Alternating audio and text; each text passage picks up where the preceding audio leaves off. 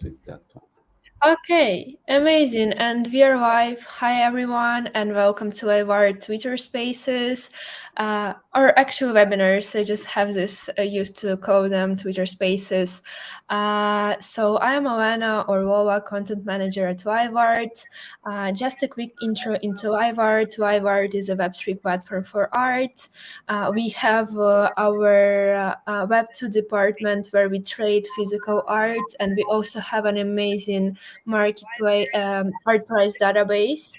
If you go directly to liveart.io, you would access our art market analytics powered by AI. Also, for art lovers, you have a possibility to purchase and sell blue chip art with live art trading floor.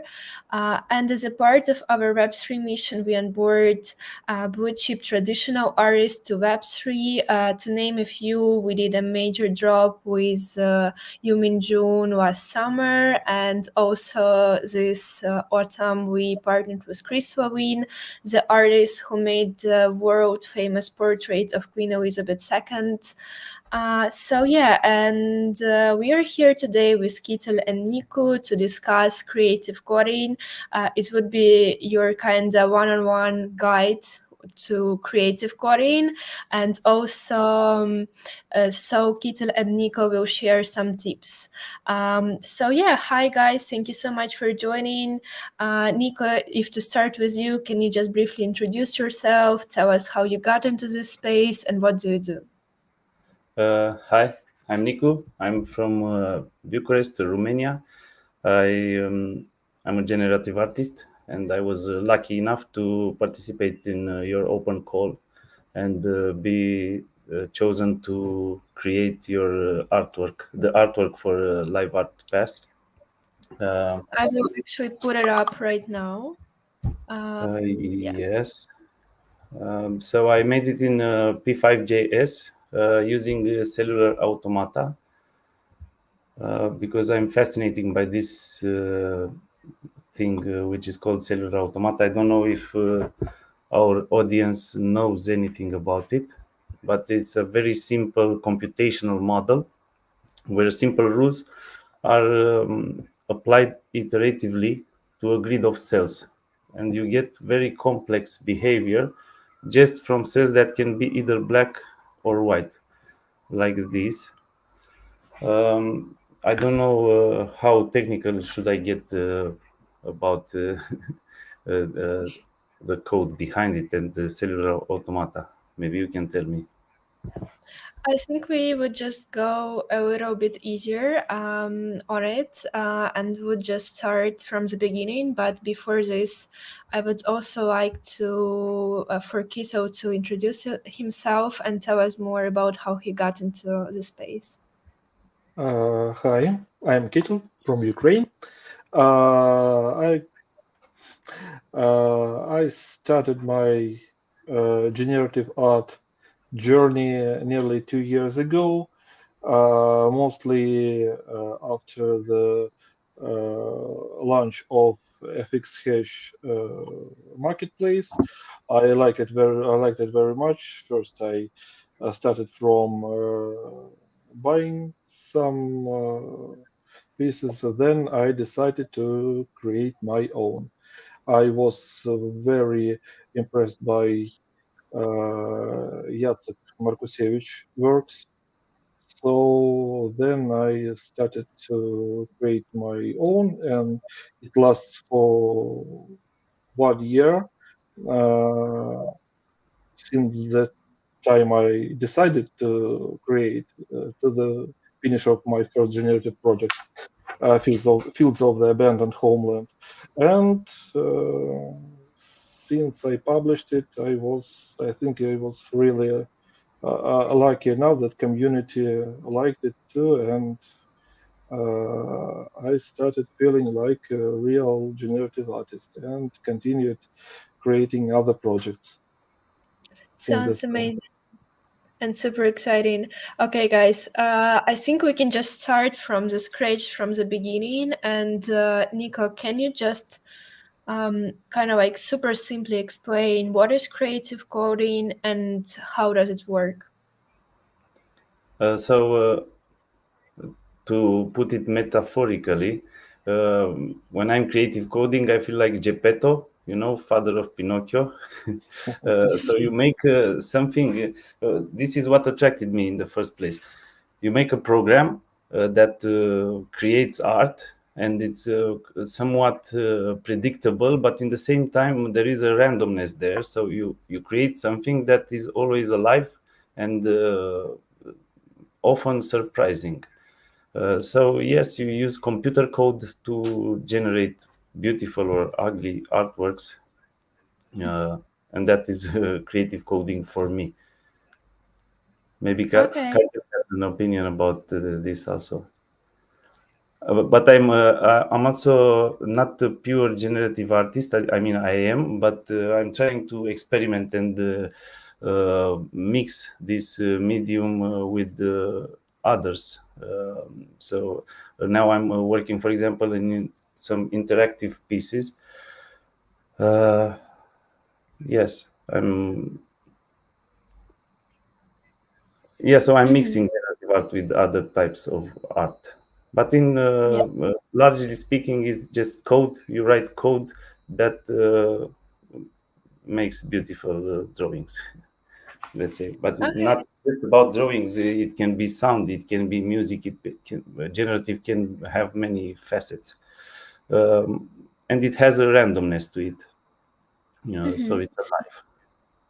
And what about you, Kitel? How do you define creative coding? How do you view it and pursue? And whether you agree with Nico or you work slightly in a different ways? And here. I'm fully agree with Nico, and you know that generative art is something that you have when you something that you get when you have a balance between order and disorder. Order are fixed parameters, and disorder is the randomness or random functions that give you unpredictable outputs when even the artist don't know what gonna be the result of each iteration when he's testing his code. So that is the most interesting thing in generative art, I think, is that you you never know what you've got in result. Mm-hmm. Yeah. Yeah. Okay. And it's one thing to just use some outputs that you like and mint them, let's say, and it's a different story if you want to mint the whole code, because you have to be sure that all outputs will resonate with your theme. So that's a balance you have to strike. Yeah. But it's Mm-hmm. amazing because it has a life of its own, and for me that's fascinating. Sounds beautiful. Actually, this is my favorite question I usually ask, and I wanted to ask it by the end of this webinar, but now I want to do it now. So, to start with Nico, can you share some tips for people who would like to start in this space, who would like to become a creative coder, and what would be the first step they should take in order to pursue this path? I'm yes, I'm let's say hacker, but not in a bad way uh, at heart. So if I were to start now, I would just take a program that somebody else made and try to see how it works and hack it and try to make something else of it. That in generally speaking, but of course you can watch YouTube videos. Dan Schiffman is a great resource for that. You can make friends with chat gpt which can always help with code uh, and clean it up, and even if it makes mistakes, it also gives you some fresh ideas. So yes, if there is a tip, I say always start from somewhere and experiment continuously, and don't stop learning. I think we should never stop learning as humans and as artists. I mean, so Yeah, that's exactly. how I see it. Uh, It reminds me of this quote: the things you think you know and the things you actually know are like much smaller. What about you, Kitel? What would be your tips for people willing to pursue? I absolutely agree with Nico. Of course, you have to know some basically JavaScript knowledge you have to get, and of course the coding train of Daniel Schiffman's beautiful channel. I was learning P5.js using this channel. Very funny guy. Also. Yes, he is great. And of course, I also agree that you have to be some kind of a kind hacker, yes, to hack someone's other's code. You can, but not for stealing it, but for learning something from it. The great website Open Processing GS or Open Processing org, I'm sorry, you can find many examples of projects, and you can change something. You can delete something from there. You can see what's going to be the result after your actions in code. So the main thing you have to practice and practice and practice. Yeah, this is actually beautiful. I remember I visited one exhibition organized by Vertical Crypto Art, and they worked with an also generative coder, creative coder. His name is, I think, Finga Code or something on X.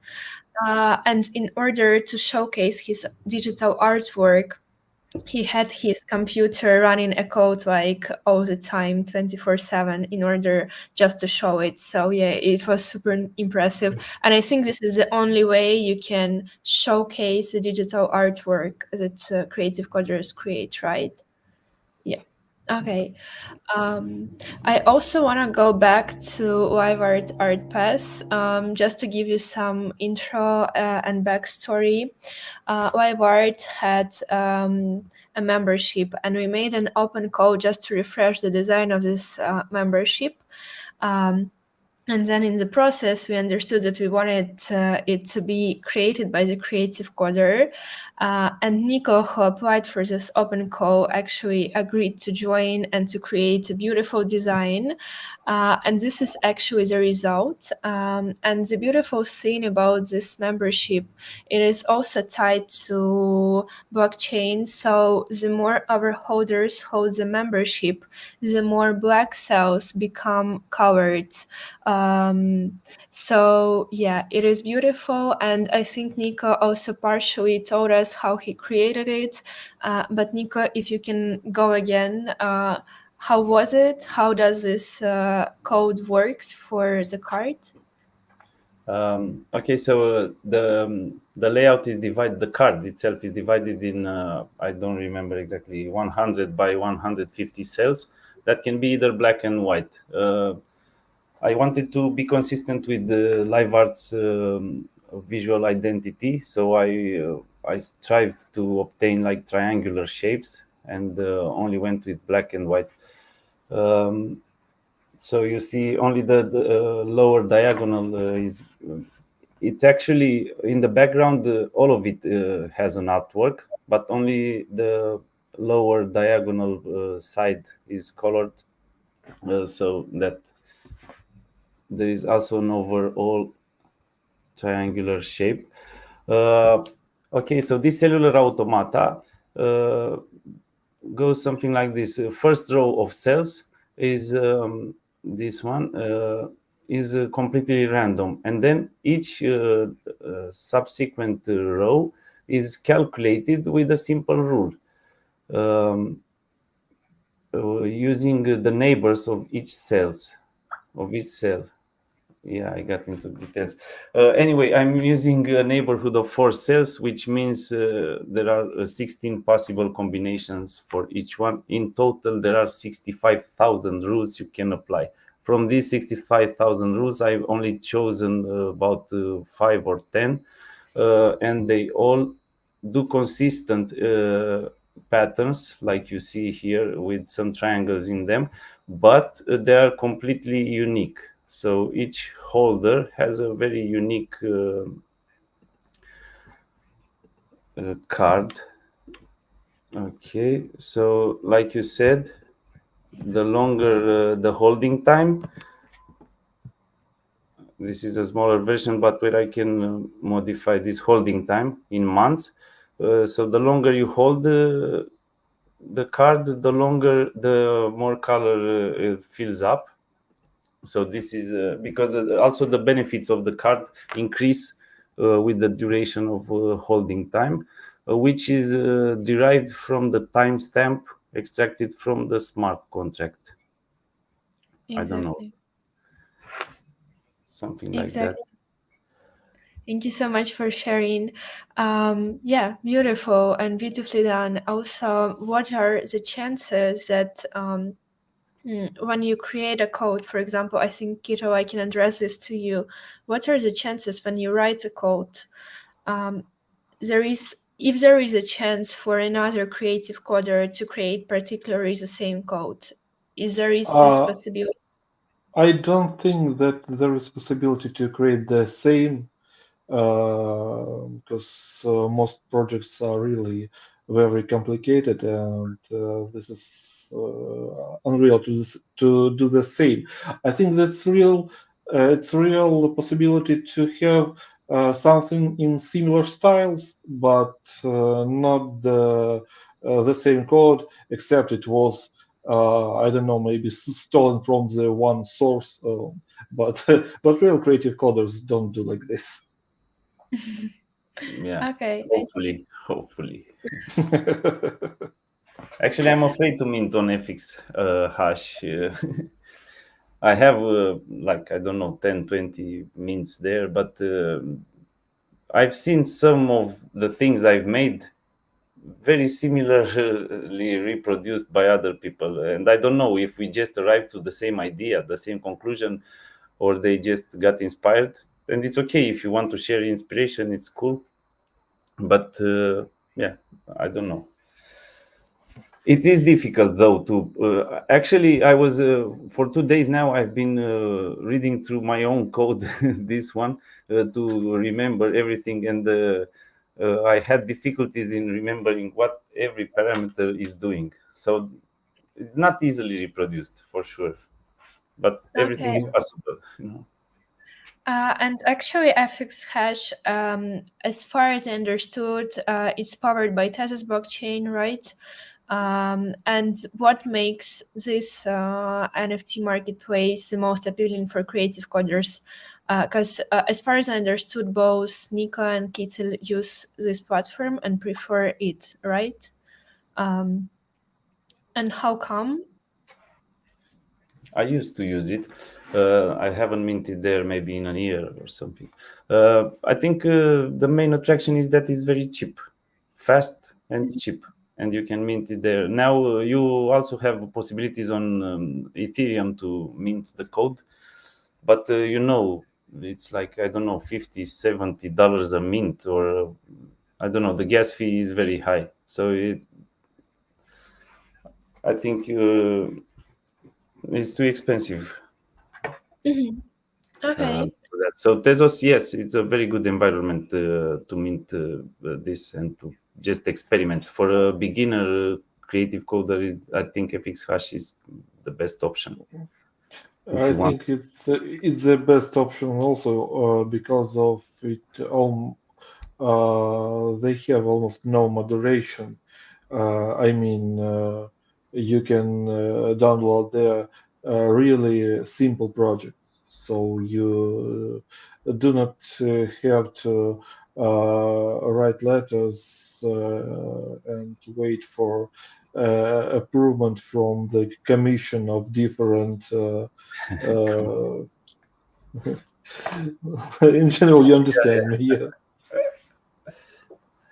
Okay, I see. Okay, sounds amazing.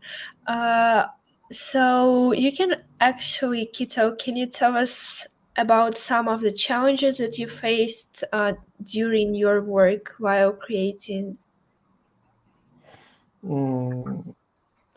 The most challenge is always to imagine and to something new and to reproduce it with the code. I don't know, but every time I finish my previous work, I got something in my mind to create for the new project.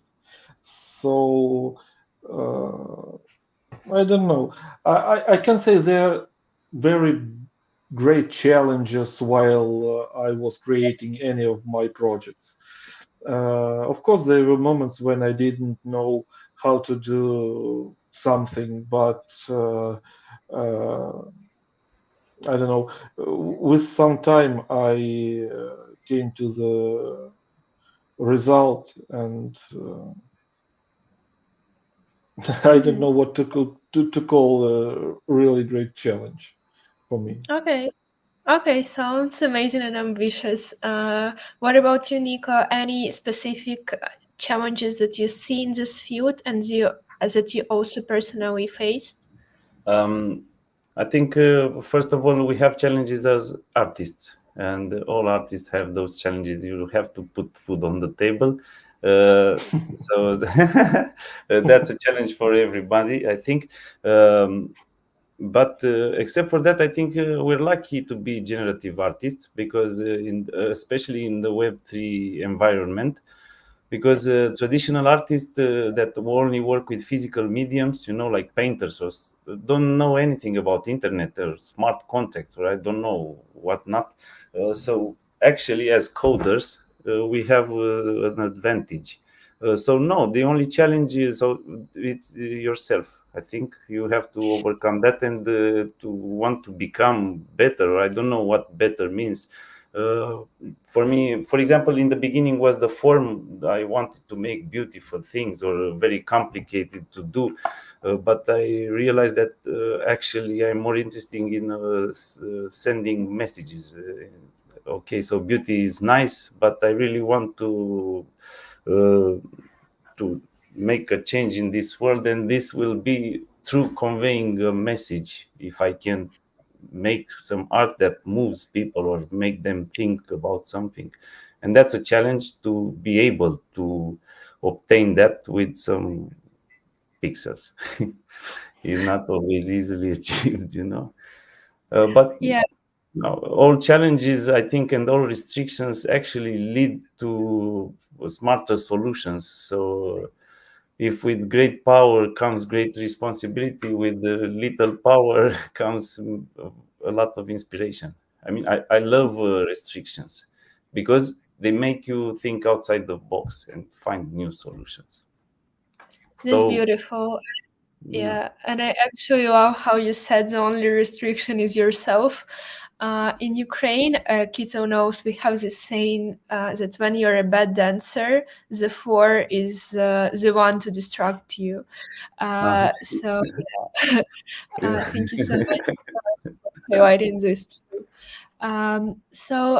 Kito, guys, I really enjoy talking to the artists because they usually have something to show. And I know Kito also prepared a small project, not a small, like a really good and nice project for this webinar. It was called Edge, if I'm not mistaken. Kito, can you tell us more and share your screen? I would put it on the webinar and our viewers can explore it. Of course, this project is not for exactly for this webinar. It was created for FXHash 2.0 opening. It was a collaboration with Ren, so we did it together. It was a great experience working with him because he is AI artist, not generative. He knows about coding not so much. So my part in this work was to make a code, and his work was to create AI images, and that was not a simple layer composition project. It was something we decided to create the project to be recognizable by both our subscribers, so that his subscribers could identify that he did it, and my subscribers could identify that I did this project. So let me first share my screen. Okay, one moment, please. I will show you the main page of the project and just try to run it and see how it works in live mode. So you collaborated and another artist created the background and the trees using AI. No, trees were mine, yeah. Trees and the landscape are made with code, and the background sky and these flowers, big flowers, I mean, in the foreground of the picture, were made with AI, and the trees and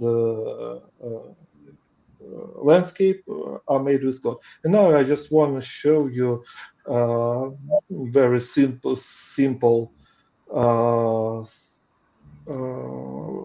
example how to make this I can call it pseudo 3D image. So how now I need to change Okay. well, one moment please. I'll share another tab. Nico, meanwhile, I think you can tell us more on.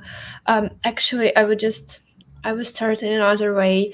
When I was trying to secure speakers for this webinar, I faced that there are actually not a lot of people working with creative coding. It was actually super hard to find someone.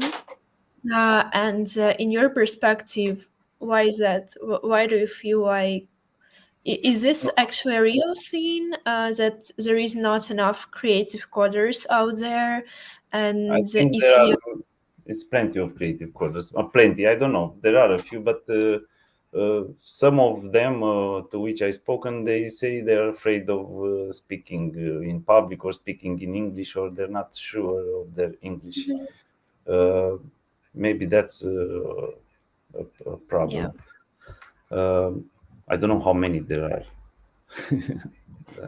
okay, I see. Okay, I'm I ready. see.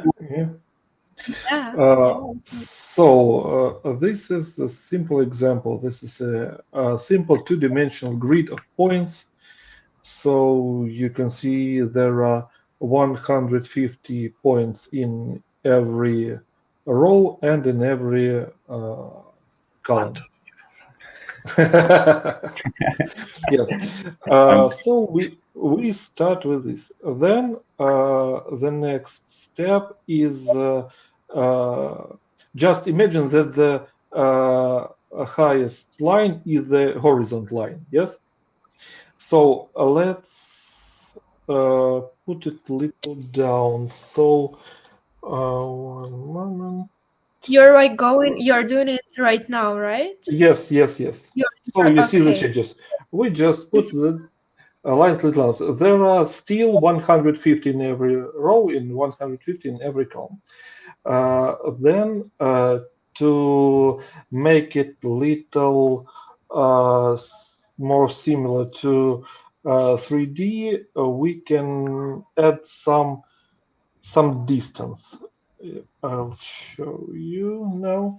Now you see what changed. It is every next row is a little far from the previous. The same thing is with every column. So if you see every next point is a little far from the previous in vertical and horizontal. And the last step for this is a beautiful function. Every creative coder knows it. It's Berlin noise. we are adding some Perlin noise to make these lines a little wavy. And we have something like this. Daniel Schiffman explains it in the great way, so everyone who want to learn something about this, just watch his videos, and you will know what I've just done. Nico, can you explain? Can you follow like on this? It changed so much.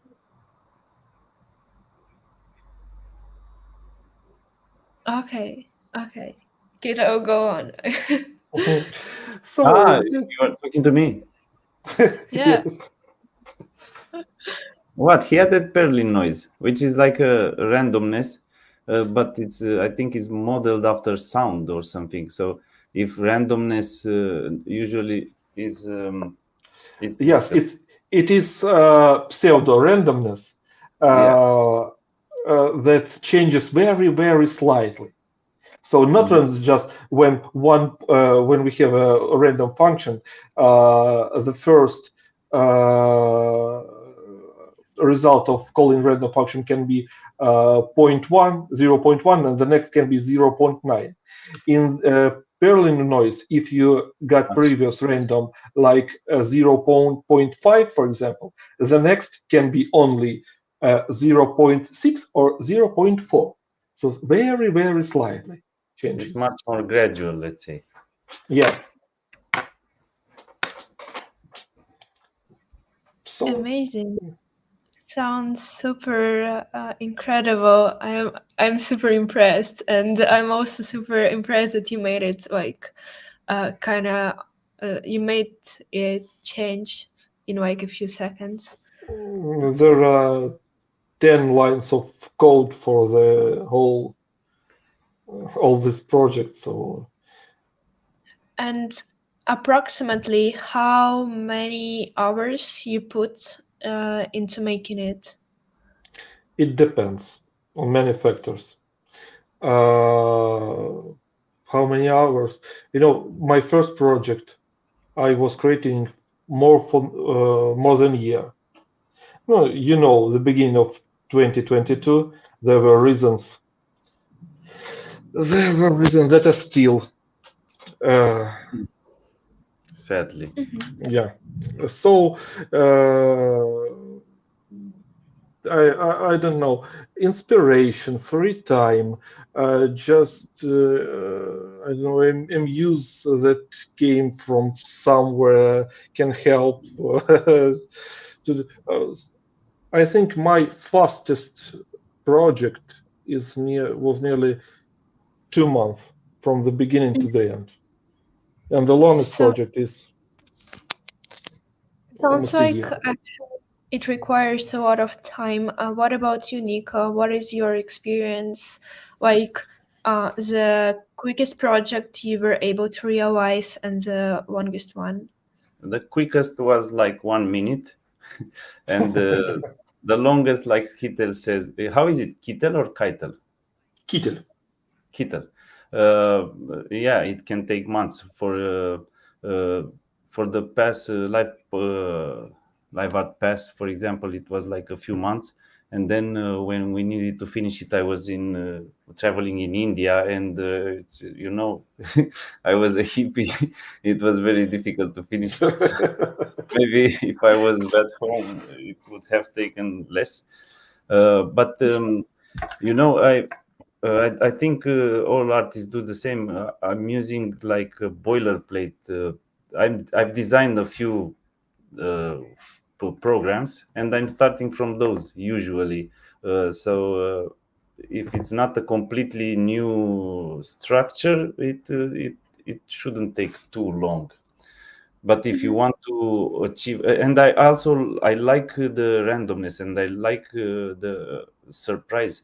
But if I want to obtain like triangular shapes and to look like something, then it takes a lot of time to do something that you expect. To just play and get nice results, that can be pretty quick. So it depends. Right now, I'm working on this live installation, which takes. I'm gonna put it on a Raspberry Pi, so it's completely independent. And I'm using ML5, which is a machine learning library that detects poses, so you can control the the the artwork. You can control it just by moving about. So, for example, on this, I have to learn not only Arduino, which I kind of know, but a lot of stuff, that are not related to art. Connectivity and battery power and the projector. Yes, a lot of new things that you have to learn. And for a finished product that will look less than a usual product that I can make and put on FX hash, but because it's independent and self-contained, it has a lot of restrictions. So it really depends on what you're trying to do. Okay. Also interesting topic you touched upon, and I want to go back to Kitel, and he would tell us what are some programs that you use when you create something. The only program I use when I'm creating is Visual Studio Code, and then that's all. It's the place where I'm typing, writing my code, and the web browser where I see my results, and that's all at the moment, because I'm like a classic. I can say generative artist, so I'm not using any other stuff. But that's cool, Nick. That's really cool. What are you doing? Okay, Nico, I see you are showing something. Can you put it on this? Yeah, please do, but there is a small problem. I didn't think about it. So this step, we have to be silent because it also interacts with sound. I wanted to only take my camera and I move, and the sketch also uses cellular automata and moves. But I forgot that it also takes the microphone as an input, and because of us talking, it doesn't. Let me try again. So if it's still in infancy. But Is this like you? Is this your movement? Yes, Whoa. it's my hands. Wow. You see, but So yeah, I still have to work on it. It's too sensitive. so cool. Wow. Okay. Great. Yeah, We are impressed. We are impressed for I didn't try it with the people talking, so it takes the microphone because I don't have enough movements yet. But when it's gonna be ready, so it takes my shape and makes like those cellular automata structures. But the machine learning library will detect my poses. So if I do something, it will change a parameter, like I'm controlling it not just with my shape. It like this, if this hand is higher than my nose, let's say, it knows where my nose is and when my hand is, and it will modify some aspect of it. But I'm telling you, it's just in its infancy right now, so it's difficult to demonstrate. Super impressive. Okay, and to mark almost the end of this webinar, guys, I wanted to use this time so you can call out some of the creative coders, generative AI artists that are inspiring you along the way. Maybe Nico, you can go first. Yeah, I'm gonna be pretty arrogant on this one. I'm not searching for inspiration anywhere. I mean, yes, I like a lot of people and their work, For example, Kitel. That's why it was one of my first ideas. But I'm not searching. I think everyone has to find their own voice, and I don't want to be influenced by other people. So I really don't have. There are many people that are doing a lot of amazing stuff, but I wouldn't call it inspiration. I'm trying to make something that is only made by me. So maybe it sounds arrogant, but I don't know what was the question. Okay. Exactly. Okay. Let me paraphrase it. It's not arrogant, actually. It's pretty honest. But who, let me put it this way, who would be the artist that you enjoy in the space? And that you would also advise for our listeners to follow? Yeah. It is not a creative coder. I enjoy, for example, Patrick Amadon. I don't know if you know him. He's my type of guy, and I want to do things like he does. He's like an activist. He made this, but he's not a generative artist. As I told you, I'm not trying to perfect my creative coding skills. I am, but I want to convey messages with my art. So that's what I'm aiming at. So yes, there are many very gifted people and that have a beautiful craft, but I don't care much about beautiful craft. So I care more about the impact that you can have through your art in society. Like this guy Patrick made an artwork about the Hong Kong protests, and it was displayed in Hong Kong until the Chinese found out about it, and it was like a political problem. And then he was invited by Prada to do some artwork for them, but Chinese government then told Prada that if Patrick would work with them, they will not be able to sell anything in because in China, because he drew attention on the violence that the protesters in Hong Kong suffered from the Chinese government, something like that. So that's the type of artist I'm looking up to, not generative necessarily. Thank you for sharing. And yeah, Patrick is amazing. He was actually one of the guests on our X Spaces a while ago. He was talking about whether he supports the creative royalties in the space or not. Yeah. What about you, Kitel? What would be some artists that you enjoy in the space? I don't really know personally much of them, but and I also can that as Nico, I'm not taking inspiration from some certain artists' works because I'm trying to create something my own.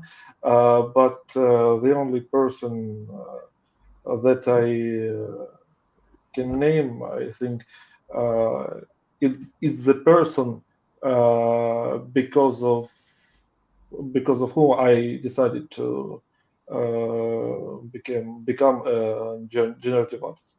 It's Jacek Markusevich, and his historical and architectural works. They inspired me to start something, to create something by myself, and I just don't know how to explain it. His work reborn.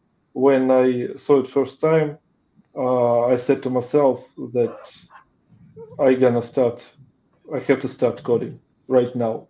Right. Can you say the name again, please? Sorry. Jacek Markusevich. Yeah. Let me actually put it up if I can find him. I think I will. Difficult spelling anyway. JM. I will ask you in a DM. Better. Okay. Thank you. I want to see. Okay. And by the way, I loved your art that you showed now on FXH, but I couldn't. I didn't have the opportunity to tell you. Thank you, Nico. Okay, this was lovely. I think we're about to end the webinar, and I just wanted to say a huge thank to Nico and Kitel for their time, an amazing artwork that they do and create. Thank you so much, guys, for finding 40 minutes to join us today, and also. If you feel like there is anything else you want to add to the webinar and say something, please go ahead. You can use this minute to do so. Okay, I'll go first. It was great working with you on the LiveArt Pass, and I loved being in this webinar. I haven't spoken in many so far. So yes, it was a very good experience. Amazing. Thank you so much. Yes, thank you really once more. It's a great hour we spent together discussing generative art, and this is my first webinar I was invited to, and I'm really grateful. Thank you. Super exciting. Thank you so much for joining us, both Kitel and Nico. And for our listeners, I hope to see you all next week. We would be talking probably with our team about the highlights of the month of March. And yeah, see you then and enjoy your week. Bye. Thank you. Bye. Bye. Thank you.